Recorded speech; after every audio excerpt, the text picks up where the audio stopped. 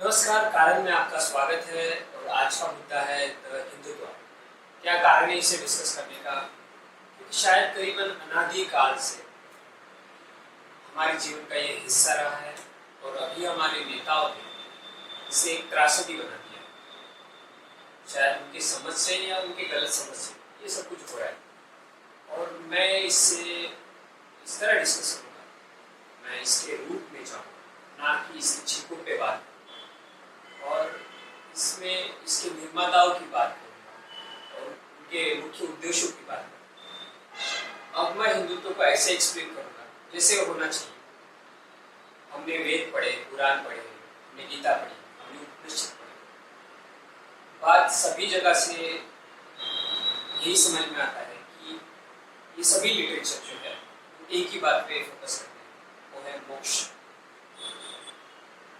और बाकी सभी बातें जो इस लिटरेचर में है वो व्यवहारिक है। जो आज का भी कोई व्यक्ति जो सोचने वाला है या फिर जो चिंतन मन करता है, इन सब बातों पे लिख सकता है। बट जो सबसे बड़ा मुद्दा है, जो सबसे बड़ी बात है, उस पर बात करेंगे मोक्ष। हमारे देश की पूरी संस्कृति इसी बात पर विकसित हुई है कि हम मोक्ष कैसे प्राप्त करें। और ये क्यों? तो इसका कारण है कि इस पे चलने वाला इंसान जो मोक्ष प्राप्ति के लिए चलता है, वो अपने जीवन को एक सही ढंग से जीता है या फिर उसको फॉलो करने की वजह से उसकी जीवन के जो दुख है या उसकी परेशानियां वो कम हो जाती है। वो खुद के लिए उतना हितकारी होता है और दूसरों के लिए भी उतना ही हितकारी होता है।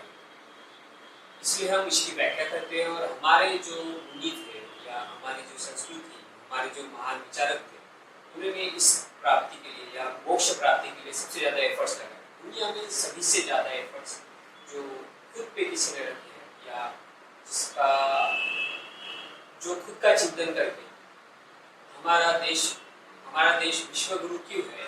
आध्यात्मिक बातों से हमने मोक्ष प्राप्ति पे ज़्यादा से ज़्यादा फोकस किया है और वो मिली है। और ये हमारी संस्कृति, नॉर्मल भाषा में इसको इस तरह एक सही जीवनचर्या जो है, इस पे जो इंडिया ने खोज की, जो इंडियन मुनि ने या फिर इंडियन संतों ने खोज की, वो शायद ही दुनिया में कहाँ पे हुई। इसकी वजह से जो हमें रास्ते मिले वो दूसरों से अलग क्यों है, या फिर इंडिया उन सब बातों में दूसरों से अलग क्यों है? क्योंकि इन्होंने जो रास्ते ढूंढे उससे इंसान खुद भी शांति प्राप्त करता है और दूसरों को भी वही शांति बांटता है। हम इसी बात पे बात कर रहे हैं कि क्यों मोक्ष इतना इम्पोर्टेंट है, या फिर उसके राह पर चलने के लिए हमें क्यों कहा जाता है। ये करूँगा मैं, इसको कंपेयर करके बताऊँगा, तभी शायद से आपको ये बात जो मोक्ष है वो समझ में आए और ये भी पता चलेगा हम किस रास्ते पे चल रहे हैं। कारण how much distance you covered is not important, but how much distance you covered on the right path is important. अब हम जानते हैं कि कृष्ण, राम और बहुत सारे अवतार जो विष्णु जी बार बार जन्म लेते हैं और असुरों का या फिर समाज में एक त्रासदी का विनाश करते हैं। अब हम बात करते हैं बुद्ध या महावीर। उनका कहना है जब तक कार है या जब तक इंसान में खामियां हैं, तब तक वो जन्म लेगा, उसे मोक्ष प्राप्त नहीं होगा। और जब उसे मोक्ष प्राप्त हुआ है तब वो जन्म नहीं ले सकता या फिर उसे बार-बार जन्म लेने की जरूरत नहीं। और जो इंसान पूर्णत्व को प्राप्त है वो कभी भी बात नहीं करता कि वो किसी का सहार करता है या फिर वो उसके सहार के लिए जन्म लेगा। नहीं, किसी के सहार की बात करते हैं, यानी वो किसी भी हिंसा की बात नहीं करते। एक साधारण एग्जाम्पल से समझाते हैं। आपने बेसिक लेवल केमिस्ट्री तो पढ़ी है, इसमें हम पढ़ते हैं नोबल गैसेस। नोबल गैसेस जैसे आर्गन हो गया, नियॉन हो गया, हीलियम। ये गैसेस के आउटर मोस्ट शेल में जो इलेक्ट्रॉन्स होते हैं या इनर ऑर्बिट्स के टू आउटर ऑर्बिट जो इलेक्ट्रॉन्स होते हैं वो कंप्लीट होते हैं, जिसकी वजह से इनको किसी भी अदर एलिमेंट से रिएक्शन करने की जरूरत नहीं, यानी ये अपने आप में संपूर्ण है, इनको और किसी से रिएक्शन करने की जरूरत है। ये निसर्ग में किसी कॉम्बिनेशन में भी पाई नहीं जाती, क्योंकि ये अपने आप में कंप्लीट है।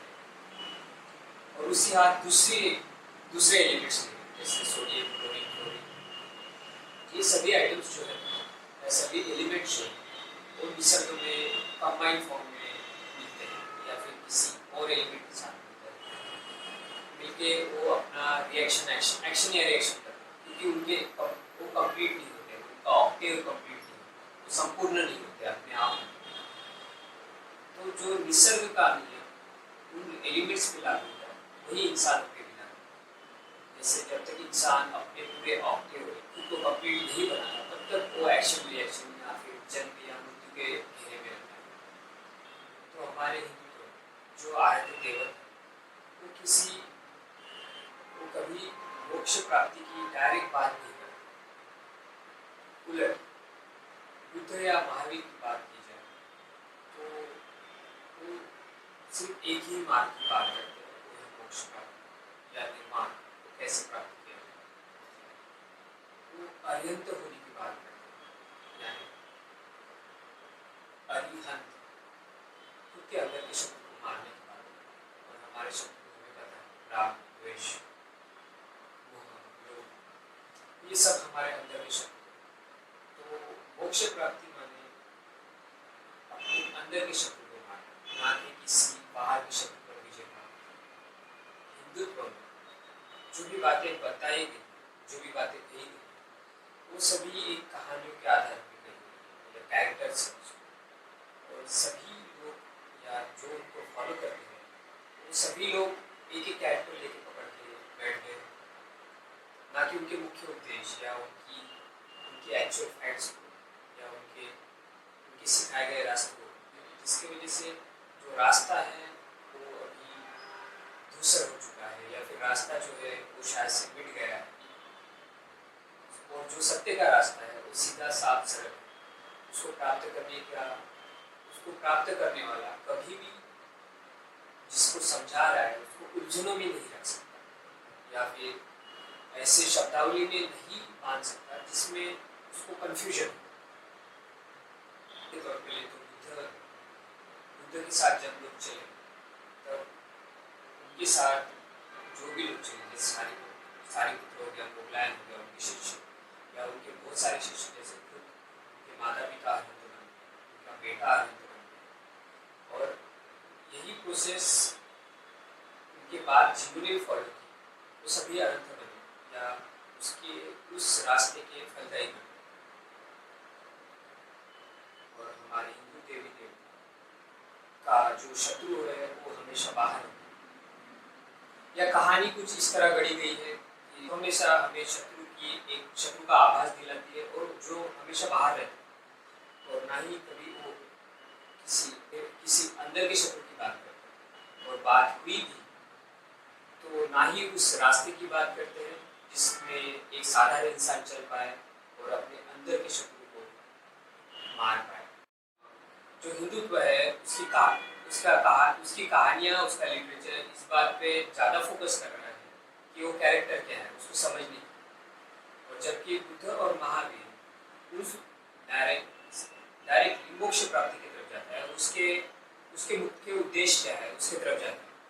तो बात है तो एक वर्ड में बात है तो सीधी बात नो बकवास, बीच में कुछ भी ऐसी बातें नहीं है जो उसके फॉलोअर्स है उसके सोचने में व्यवधान लाए या फिर उसको कंफ्यूज करे उस रास्ते में।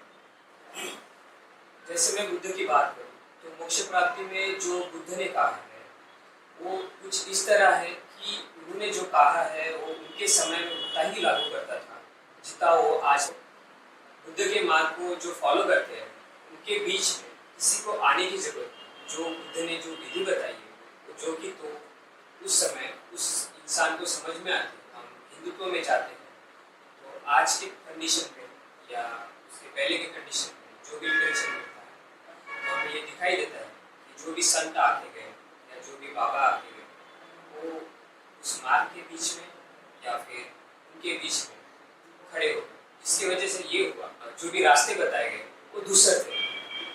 वो हम ये भी समझ सकते हैं कि ना ही वो उन्हें प्राप्त हुआ था और ना ही जो उनके फॉलोअर्स है उन्हें प्राप्त हुआ है, जिसकी वजह से जो समाज बना वो हमेशा अंधविश्वासों में रहा, कल्पनाओं में जिया, और उनके जो उद्देश्य ना ही वो समझा और ना ही उसके फॉलोअर्स समझे।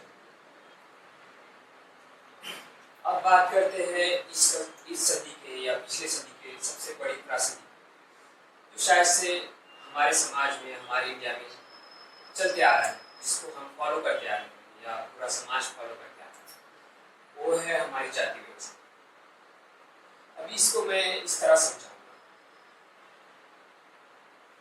फर्ज कीजिए कि मैं किसी ऑफिस में जाता हूँ, ऑफिस में एक बॉस है और बॉस ने सभी काम सुचारू रूप से चालू रखने के लिए काम एक एक इंसान को डिपार्टमेंट वाइज बांट दिया गया, जिससे फायदा ये होगा कि वो इंसान उस चीज को फोकस होकर करेगा और उसकी योग्यता के हिसाब से ये डिपार्टमेंट बनाए गए हैं। या फिर और एक काम जो है, राजू जो है वो एक क्लीनिंग का काम करता है, पूरा साफ सफाई करता है, उसका डिपार्टमेंट है साफ सफाई का। दूसरा डिपार्टमेंट है जो है अकाउंटेंट का। परवेज जो है वो अकाउंटेंट का डिपार्टमेंट संभालता है क्योंकि उसकी वो खासियत।